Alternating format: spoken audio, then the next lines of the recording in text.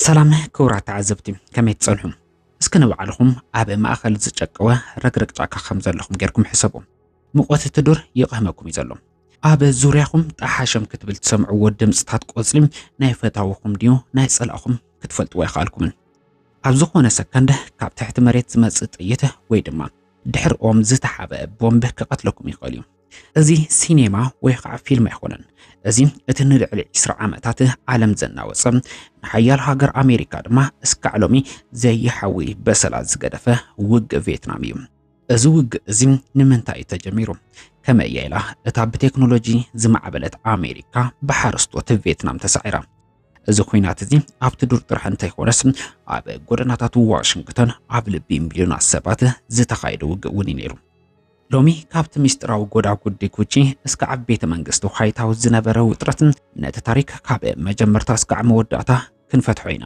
ነዚ ቪድዮ እዚ ምስ ወዳኹም ብዛዕባ እቲ ውግእ ዘለኩም ኣረኣያ ናሓዋሩ ክቕየር እዩ ስለዚ ቀልብኩም ክትህቡኒ ብትሕትና እንዳሕተትኩም ናብ ታሪክና ከስግረኩም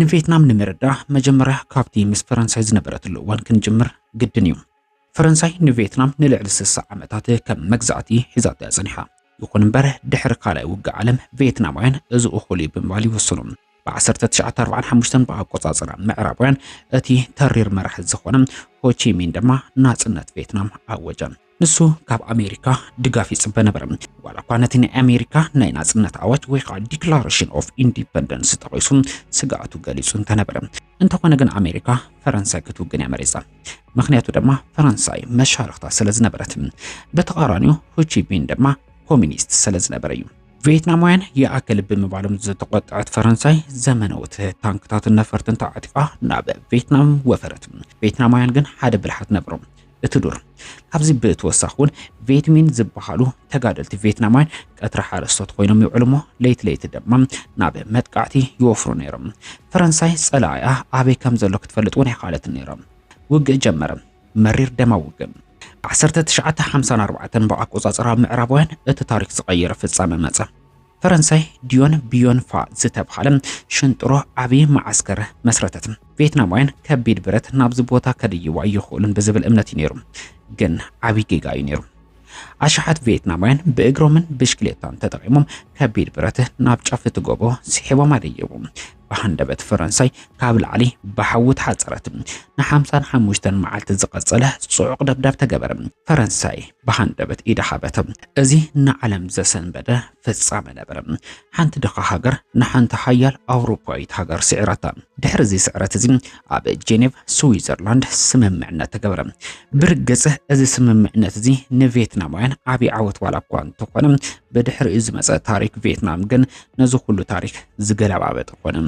በሓድነት ንፈረንሳይ ዝሰዓሩ ቪየትናማውያን ድሕሪ እቲ ስምምዕነት ኣብ ክልተ ክምቀሉ ተገደዱ ቪየትናም ብሸነክ ሰሜን እቲ ኮሚኒስት ዝነበረ ሆቺሚን ክመርሓ ከሎም ብደቡብ ከዓ ብንጉስ ባዕወዳይ ክትምራሕ ተገደደት እዚ ምክፍፋል እዚ ንዓመታት ዝቐጸለ ዝኸፍአ ውግእ ሕድሕድ ኣሳዕበ ነዚ ዝተዓዘበት ኣሜሪካ ድማ ቀጻሊ ዝወደቀ ዶሚኖ ቪየትናም ከይኸውን እያ ብምባል ናብቲ ዓዘቕቲ ክትኣቱ ጀመረት ፈረንሳይ ተሳዒራ ምስ ወፀት ኣሜሪካ ሓደ ዓብይ ስጋት ይሓዲርዋ ኮሚኒዝም ከም ሕማም ተላጋቢ ዝብል እምነት ነበረ እዚ ድማ ዶሚኖ ቲዮሪ ብምባል እንዳገለጸቶ ጸኒሓ እያ ሓንቲ ሃገር ኮሚኒስት እንተኮይና ካልኦት ጎራብቲ ከም ዶሚኖ ተኸትለን ክወድቃየን ዝብል ፍርሒ ኣብ ዋሽንግተን ነገሰ ኣሜሪካ መጀመርያ ወተሃደራት ኣይሰደደትን ኣብ ክንዶ ግን ናብታ ሓዳስ ዝተመስረተት ደቡብ ቪየትናም ዝያዳ 4 ቢልዮን ዶላርን ወተሃደራዊ መማኽርቲ ሰደደት ኣብ እዋን ፕሬዝደንት ኣሜሪካ ዝነበሩ ጆን ኤፍ ኬኔዲ ግሪንበርግስ ዝተብሃለ ፍሉይ ሓይሊ ክሰድውን ወሰኑ ዕላምኡ ድማ ንሰራዊት ደቡብ ቪየትናም ንምስልጣን ነበረ ኮይኑ ግን እቲ ኣብ ደቡብ ዝነበረ መንግስቲ ብብልሽውና ዝተበከለ ብህዝቢ ዝተፈንፈነ ስለዝነበረ እቶም ቪየትኮንግ ዝተብሃሉ ወተሃደራት ኣብ ዱር እንዳበጽሑ መጹ ይኹን እምበር እቲ ናብ ዝኸፍአ ኩናት ዘሰጋገር ፍጻመ ግን ኣብ 1964 ብኣቆጻጽራ ምዕራባውያን ተፈጢሩ ኣሜሪካ መራኸበይ ኣብ ገማግም ባሕሪ ቶንኪን ብሰሜን ቪየትናም ተጠቂዕን ብምባል መኽሳሳ እዩ እቲ ሚስጥር ግን ድሕሩ ብዝወፀ ሰነድ ሓቂ ከም ዘይኮነን እቲ ካልኣይ መጥቃዕቲ ፈጺሙ ከም ዘይተኻየደ ተረጋጊጹ እዩ። ኮይኑ ግን ፕሬዚደንት ሊንደን ጆንሰን ነዚ ከም ምስምስ ተጠቂሞም ኣብ ኮንግረስ ኣሜሪካ ሙሉእ ስልጣን ረኸበ። እዚ ድማ ጎልፍ ኦፍ ትዊንኪ ሪዞሉሽን እናተባህለ ይጽዋዕ። እዚ ፕሬዚደንት ጆንስ ኩናት ክእውጅ ኮነ ዝደልየ ክገብር ፍቃድ ክረክብ ከኣለ። በመጋቢት 1965 ዓመተ ምህረት በአቆጻጸር ምዕራባውያን አሜሪካ ንሰሜን ቪየትናም ንምንብርካኽ ዓቢ ናይ ቦምብ ደብዳቤ ጀመረት። እዚ ኦፕሬሽን ሮሊንግ ቴንደር እንዳተባሃለ ይጽዋዕ። ግን እቲ ቦምብ ጥራሕ እኹል ኣይነበረን። ስለዚ ንፈለማ እዋን አሜሪካ 3500 ዝኾኑ ዩኤስ ማሪን ወይ ከዓ ናይ ባሕሪ ወተሃደራት ኣብ ገማግም ባሕሪ ዳንጋን ከተራግፍ ካለት። ካብ ሰዓት ዝጀሚሩ እቲ ውግእ ናይ አሜሪካ ውግእ ኾነ። ኣብ ውሽጢ ሒደት ዓመታት ድማ ቁጽሪ ወተሃደራት አሜሪካ ካብ 3500 ናብ 540,000 ደየበ። አሜሪካ ናብ ቪየትናም ከተኣቱ ተላ ናይቲ ክፍለ ዘመን ዝበለጸ ቴክኖሎጂታት ነፈርትን ቦምብታትን ሒዛ እያ ኣትያ። ኮይኑ ግን አሜሪካ ሓደ ነገር ኣያስተብህለትን ነይራ፣ እቲ መሬት። እቶም ተጋደልቲ ቪየት ኮንግ ምስ ትዱር ዘለዎም ምትእስሳር ቪየትናማውያን ምስ አሜሪካ ገጽ ንገጽ እንተገጢሞም ክስዕሩ ከም ዘይኽእሉ ብደንብ እዮም ዝፈልጡ። ስለዚ በኣሽሓት ኪሎ ሜትር ዝዝርጋሕ ናይ ትሕቲ መሬት ጎዳጉድ ኳዓቱ። እዚ ጎዳጉድ እዚ ተራ ጎዳጉድ ኣይነበረን። ኣብ ውሽጡ ሆስፒታላት፣ መኽዝን ምግቢ፣ መሕቢ ኣጽዋራትን መውጽኢ ነጥብታት ነበሮም። አሜሪካ ካብ ላዕሊ ቦምብ ክድብሪ ከላ እቶም ተጋደልቲ ናብ መሬት ይጠፍኡ ነይሮም።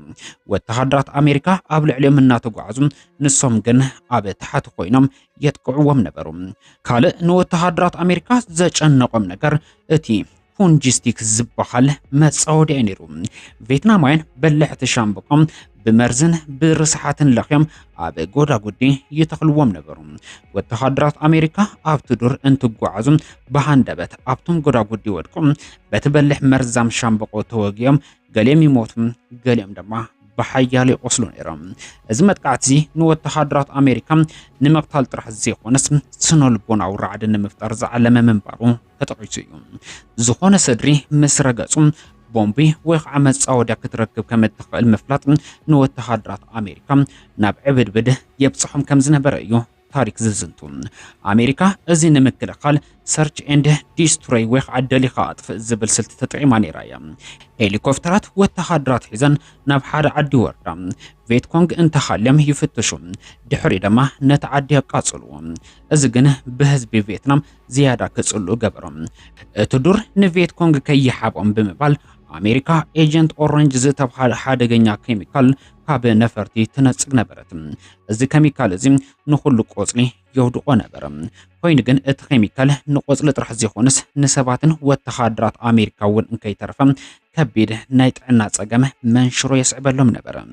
እቲ ውግእ እናኸፍአ ክኸርከሎም ኣብ አሜሪካ ዘሎ ህዝቢ እዚ ውግእ ንምንታይ እዩ ዝካየድ ዘሎ ዝብል ሕቶ ምልዓል ጀመረ። ካብ 1968 ዓመተ ምህረት ብኣቆጻጽራ ምዕራባውያን ጀሚሩ መንግስቲ አሜሪካ ንህዝቢ እቲ ውግእ ዳርጋ ተዓዊትናሉ ኢና፣ ጸለእትና ይዳኸመሎ እንዳበለ ህዝቢ ኣብ ጎኑ ካስልፍ ፈቲኑ እዩ። ኮይኑ ግን ብጥሪ 1968 ዓመተ ምህረት ብኣቆጻጽራ ምዕራባውያን ኩሉ ነገር ተቀየረ። ቪየትናማውያን ቴት ዝበሃል ዓብይ ናይ ሓድሽ ዓመት በዓሎም እንተኽብሩ ሰሜን ቪየትናማውያን ወይ ከዓ ቪየት ኮንግ ሃንደበት ኣብ መላእ ደቡብ ቪየትናም መጥቃዕቲ ፈነዉ። ልዕሊ 100 ከተማታትን ዓድታትን ብሓደ ግዜ ከቢድ መጥቃዕቲ እንገዱ።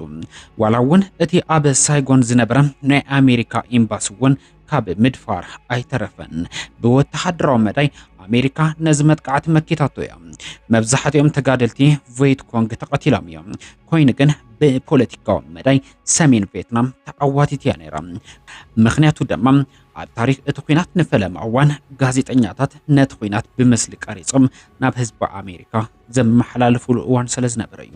ህዝቢ አሜሪካ ኣብ ቅድሚ ቴሌቪዥኖም ዝርእዎ ዝነበሩ ኩነታት ግን ካብቲ መንግስቲ አሜሪካ ዝነግሮም ዝነበረ ዝተፈለየ ኮይኑ ረኸብዎም። ሬሳታት ወተሃደር አሜሪካ ዝነደደ ከተማታትን ዘስካዕክዕ ስእልታት ምርኣይ ጀመሩ። እዚ ውግእ መወዳእታ የብሉን ኢሎም እውን ደምደሙ። ብፍላይ ድማ ናይ ሲቢኤስ ጋዜጠኛ ዝነበረ ዋልተር እዚ ውግእ ብዓወት ክውዳእ ኣይኽእልን ኢሉ ዝዘርግሖ ሓበሬታ ፕሬዚደንት ጆንስ ንዋልተር እንተሲኢነማ ንማእኸላይ ክፋል ኣሜሪካ ሲኢነ የለኹ ክብል ከም ዝተዛረበ ይንገረሉ። ኣብ ኣሜሪካ ዘሎ ህዝቢ ናብ ጎደናታት ምውፃእ ጀመረ። ብፍላይ መንእሰይ ንዘይንፈልጦ ሰብ ክንቀትል ናብ ቪየትናም ኣይንኸይድን ብምባል ተቃውሞ ኣስምዐ።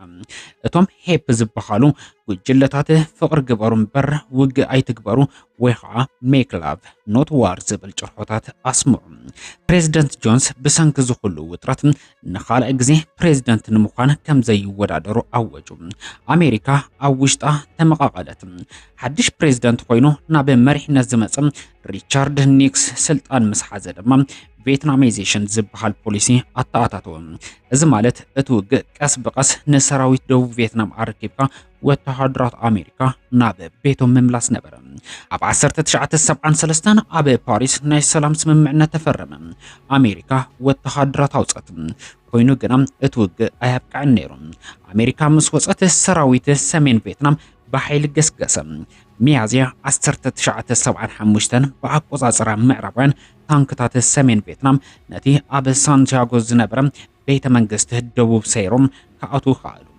ኣሜሪካውያን ዲፕሎማትን ደገፍቶምን ብሄሊኮፕተር ካብ ኤምባሲ ካሃድሞ ከለዉ ዘርኢ ምስሊ እውን ንመወዳእታ እቲ ውግእ ዘረጋገፀ ምልክት ነበረ። ሳይጎ ወደቐት። ቪየትናም ድማ ኣብ ትሕቲ ሓደ ኮሚኒስት መንግስቲ ተሓደሰት። ውግእ ቪየትናም ንኣሜሪካ 58,000 ወተሃደራት ክከፍል ገይርዋ እዩ። ንቪየትናም ድማ ንሚልዮናት ዜጋታትን ፈሪሱ ዘይተፀገነ ሃገር ሂብዋ እዩ። እዚ ውግእ እዚ ሓደ ዓብዪ ትምህርቲ ሂቡ እውን ሓሊፉ እዩ። ውግእ ብቦምብ ኮነ ብገንዘብ ጥራሕ ኣይዕወትን ዝብል ዓብዪ ትምህርቲ ሎሚ ቪየትናምን ኣሜሪካን ዕረኽቲ ምዃነን ይንገረለን። ኮይኑ ግና እቲ ኣብ ዱር ቪየትናም ዝፈሰሰ ደም ንታሪክ ዓለምና ንሓዋሩ ቀይርዎ ሓሊፉ እዩ። እምበኣር እቲ ንልዕሊ 20 ዓመታት ዝቐፀለ ንልቢ ሚልዮናት ሰባት ንታሪክ ዓለምን ዘናወፀ ውግእ ቪየትናም ከምዚሉ ከብቅዕ ኸኣለ። ሎሚ እቲ ኣብ ዱር ቪየትናም ዝነበረ ናይ ቦምቢ ድምፂ ጠፊ እዩ። እቲ ዝነደደ ዱር እውን ተተኪ እዩ። ቪየትናም ሎሚ ሓንቲ ካብተን ብቁልጡፍ ዝዓብያ ዘለዋ ሃገራት ዓለምና እያ። ኮይኑ ግን እቲ በሰላ ገና ኣይሓወየን። ኣብቲ ኣብ ዋሽንግተን ዲሲ ዝርከብ ጸሊም መንደቕ ስም ናይቶም ዝሞቱ 58,220 ወተሃደራት ኣሜሪካ ተጻሒፉ ይርከብ። ኣብ ቪየትናም ድማ ክሳዕ ሎሚ ብሰንኪ ኤጀንት ኦሬንጅ ኬሚካል ዝተሰናኸሉ ሰባትን ምስቲ በሰላ ዝነብሩ ስድራ ቤታት ኣለዉ። እዚ ውግእ እዚ ሓደ ዓብዪ ትምህርቲ ኣሸኪሙ ሓሊፉ እዩ። ኣብ ውግእ ተዓዋታይ ዝበሃል ከምዚ የለን። ክልቲኦም ወገናት ዝኸፈሉ ዋጋ ኣዝዩ ከቢድ እዩ። እዚ ታሪክ እዚ ንዓኻትኩም እንታይ የምህረኩም? ኣሜሪካ ናብ ዝውግእ እዚ ምእታዋ ቁኑዕ ዶ ነይሩ ወይ ከዓ ዝዓበየ ስሕተት ነይሩ? ሓሳብኩም ኣብ ኮሜንት ገለጹልና። እዚ ቪድዮ ጠቃሚ ኮይኑ እንተረኺብኩሞ ላይክ ምግባርኩም ኣይትረስዑ። ተመሳሳሊ ታሪካዊ ቪድዮታት ድማ ኣብ እዚ ቻናልና ንምርካብ ምስ እትደልዩ ሰብስክራይብ ብምግባር ኣካል ቤተሰብና ኮኑ። ክሳዕ ብኻልእ ቪድዮ ንራኸብ። ሰላም ቀና ይምነየልኩም።